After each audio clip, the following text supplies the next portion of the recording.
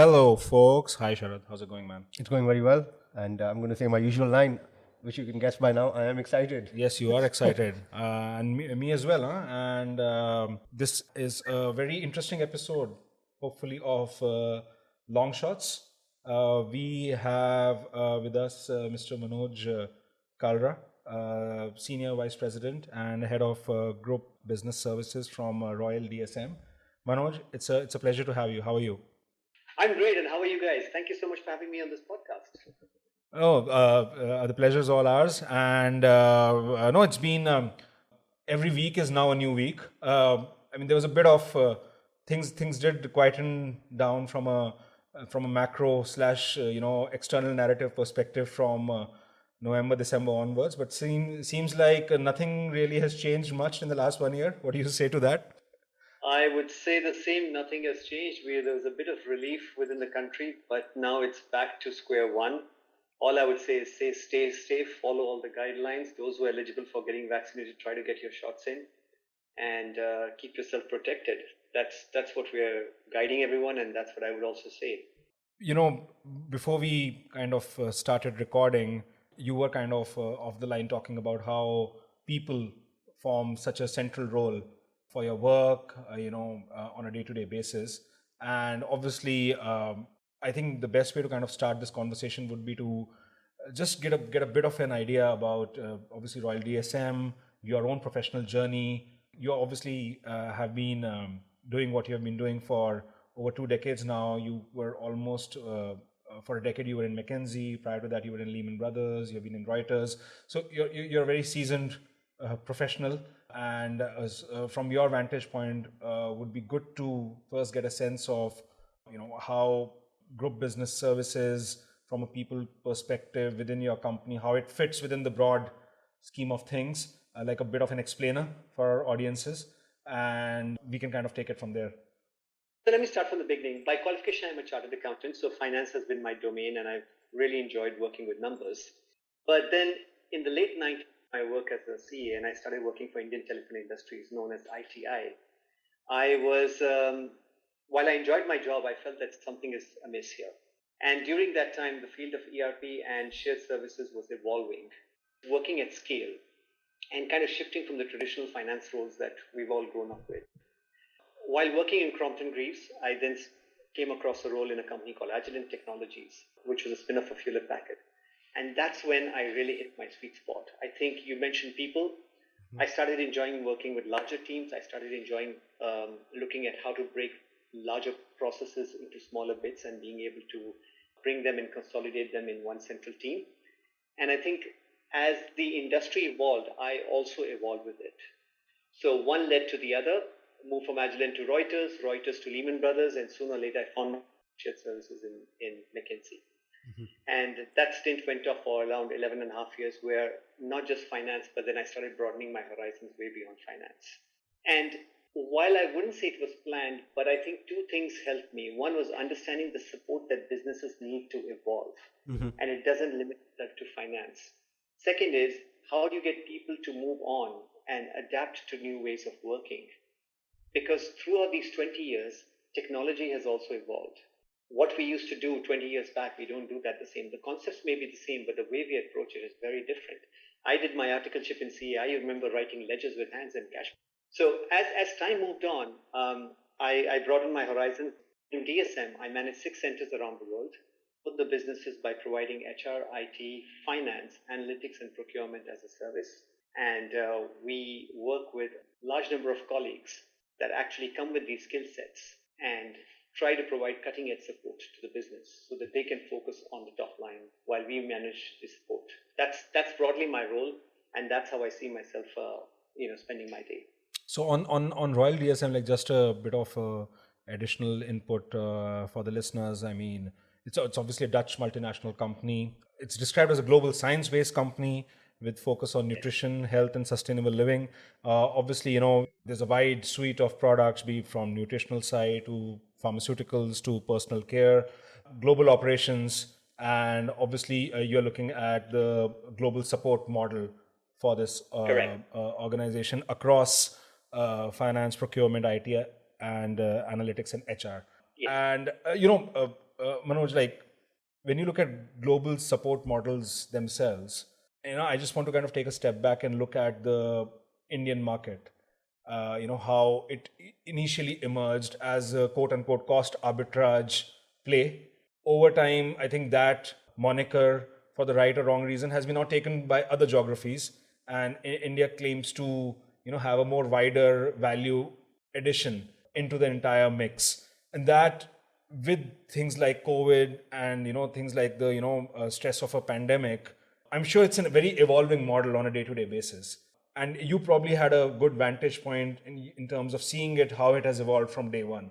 So it would be great to kind of get your perspective on how global support within the Indian context has changed from what the popular perception or stereotype of it is to how it is actually panning out on ground.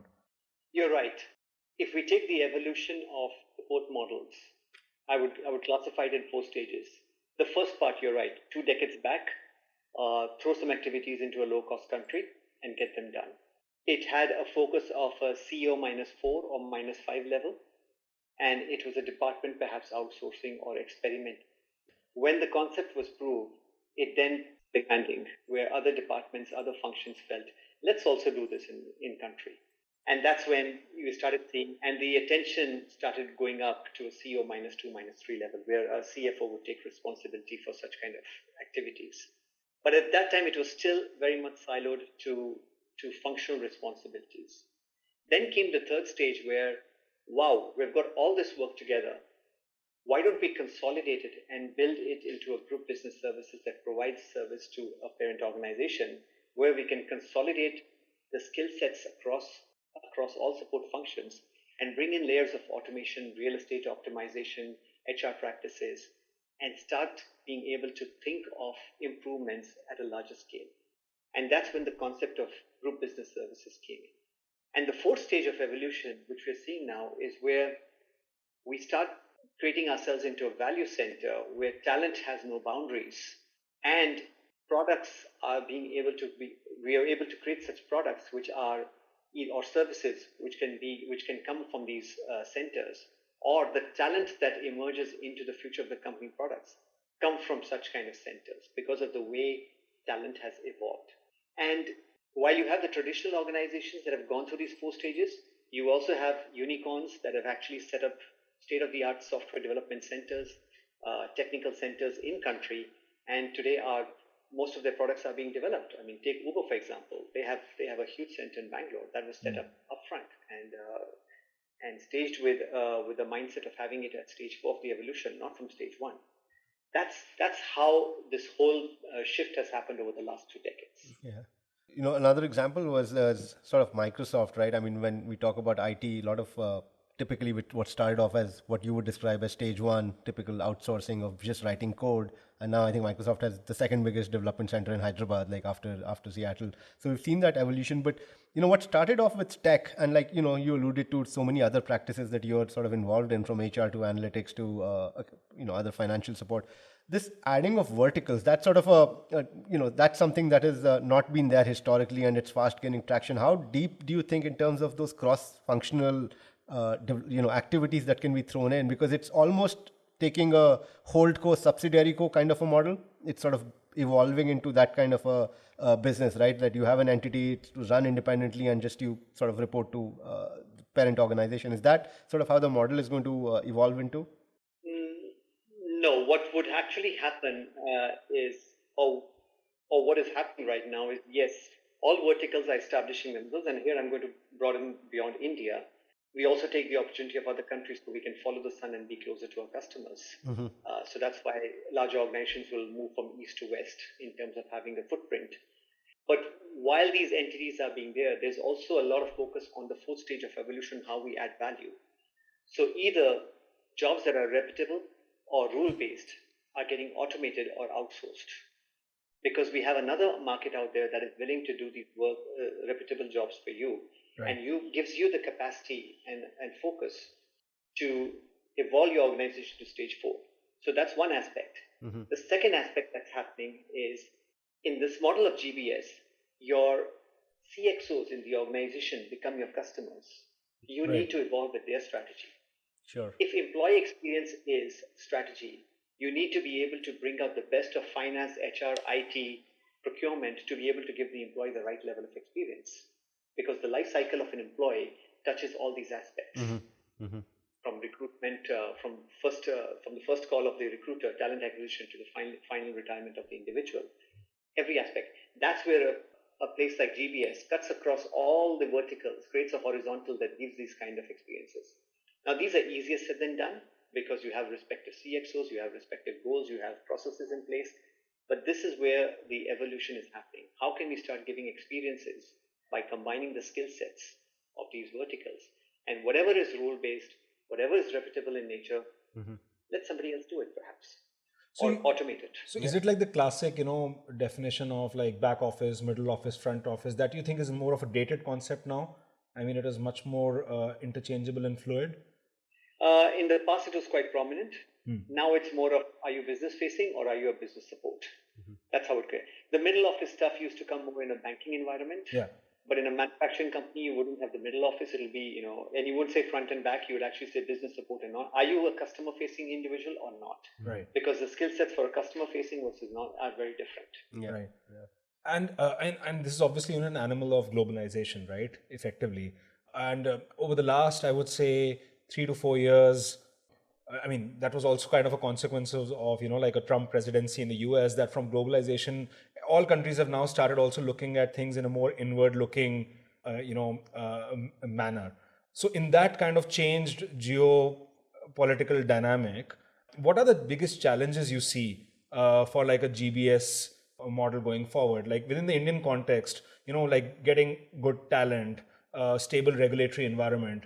How do you kind of, read those factors within the Indian context? Yeah, I think the paradigm has changed over the last 12 months. Earlier, we were very city focused, footprint focused, and our ability to attract talent was the city played a larger role in that. Right. Today, as I'm talking, 1/3 of my staff have actually left Hyderabad. So I'm based out of Hyderabad, and our office is in Hyderabad. Yeah.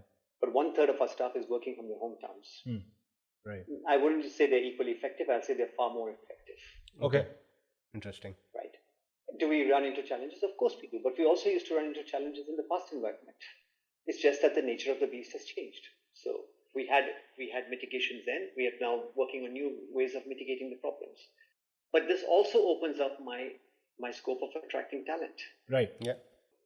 And at this moment, yes, the rules, if you're in a SEZ zone, if you're in the SEZ or other things, there are rules that you have to follow. But in the current environment, we have those relaxations. And I think as the industry evolves, I'm sure our representation, to the government will help us manage that. But that's a separate problem to solve. But coming back to talent, I think my ability to access talent has gone up tenfold. One, I don't need to convince a candidate to shift to Hyderabad. Yeah. Second, our way of working has changed from what can you do in 8-10 hours to tell me what can you do in a day. It's more of out-driven because you have the freedom to manage your day you want. And that also gives me a lot of access to diverse talent, which earlier was finding it difficult to commit to a 10-hour day and commute. Whereas now they can actually get up at 5 o'clock in the morning, work for 4 hours, focus on some other thing, get back to work in the evening, so on and so forth. So I think this has really opened up a new wave of accessing talent and being able to get things done in a very different manner. And we're learning. The last 12 months have really taught us a lot. And do you think this model is here to stay, or do you think there'll be some kind of reversion back to the old template of actually brick and mortar office going? It'll be a shame if we go back to the old template. Yeah. Which means work from home was by exception and work from office was the norm. Yeah. If that's the definition of the old template. I do see a hybrid way of working, and that's the cause I'm cheering and working very closely on defining that, where office will be a place where you innovate, ideate, and collaborate. Yeah. You don't come to work. Yeah. We also have to be respectful for people who perhaps don't have the right level of work environment. And my metaphor here would be a library. When we used to go to college or when we were studying, sometimes we couldn't study at home. We would go to a library to study. Right. Similarly, you need to give an office to people who need to come and work because the home environment provide that kind of conduciveness for them to work. So The future will be hybrid. The future will have people being onboarded virtually. If needed, perhaps fly to your headquarters, if I can call that. However, we should have a way of helping people work from home and giving them the right level of infrastructure and tools. And also, we may have a satellite office framework that allows people to walk into their library to do some work. So my base is Hyderabad. If I have hired 2 people from Pune, how can I give them 2 or 3 workstations? Right. Or at least one workstation can go and access it Right. as and when they need it, rather than trying to force themselves into one corner of the home and try to work. Right. This is super fascinating, because obviously the newfound flexibility of managing your own time, that's a very prized asset, but that obviously has to be somehow balanced by the factor that it's the same thing like why kids go to school when they can learn online. I mean, there is a social dynamic which also is important, and that I think extrapolates within the office environment. So I do kind of I do understand, like, looking at a hybrid model going forward might be the right way. But like, if we look at things as they stand in terms of let's just talk about like productivity or efficiency gains, is it also a question of the level of seniority or the kind of work that the person is doing, in the sense that obviously we operate in a much smaller paradigm than DSM, but what we often realize is that the kind of process oriented structured tasks, they run more efficiently when people are at home. But when it comes to ideation, high level thinking, then often meeting someone in person has a better endpoint. Well, what's your experience been like in that regard? There's a vibe. There's a vibe you can't replicate. Having few people in a room versus having few people on a Zoom call or a Teams call, you can't replicate that. But the fact of the matter is, even in the past, not everyone used to be in the room. If you have a global team, you have a few people who are actually dialing in. You have people in the room. And I would even say that a year back, in retrospect, I don't think we were trained well enough. We hadn't trained ourselves well enough to accommodate people online and offline. Right. Because the online people would always feel a little left out because of the vibe of the room. Now, in today's world, with technology, and of course, you have to invest in the right level of technology. You have to have collaborative screens. You have to be able to write. You have to be able to talk, and the network has to carry that. But with the right level of technology, it's a lot easier and possible to do that. And through the training we've got over the last 1 year, I think we've been a lot more respectful for time. We know how to ask questions without barging into someone's conversation. Small tools in Teams or Zoom have come up where you can raise your hand and wait for your turn. Collaborative whiteboards have come out, which you can actually use and draw and ideate. And there's so much time you're saving on travel. Yeah. There is so much time. When I look back at my schedule, my travel was at least 60 to 70% of my time. Right. More than 1/3 of the year I was staying in a hotel. Right. Where has all that time gone? I mean, for the last 1 year I've been working from home. So something was off. Something has changed now, which really gives us that access. It's also a mindset. Prior to COVID, we all believed that we have to be in a room and that's the only way to work. I think COVID pushed us to the wall and made us adapt new ways of working. And that's another thing. Second piece is the mindset, which has allowed us to adapt to that. And the third piece is a trust-based organization. I won't say seniority, but I would say if your culture invites trust and believes that we are working with the best intention, then I think things sort out for themselves. You may have problems in between, and of course, if there are trends, then you know how to deal with it. But otherwise, if your culture really invites trust, then that solves most of the problems. Yeah, I mean, we've seen some of these Western big tech names as well, right? Who already had a little bit of a higher than normal work from home operational mandates, but now they've some of them have moved to like 100% or a hybrid, as you say, right? I mean, clearly those are, changes that are happening. Other than the whole remote working angle, what other changes have you seen from a COVID standpoint? Like, are there any, other things that you can flag on this front in terms of how this dynamic will change or evolve? The adoption of technology is one big one. Yeah, I think it's brought us to a common platform on how we look at technology. The second piece is looking at agile practices. That has completely changed. Now we're looking at ways of enabling and promoting working from home. We're looking at ways of how do you support wellness at home. Safety and security, which was to be of prime importance in the office, how do we bring that to home? How do we educate colleagues on how to stay safe at home? Mm-hmm.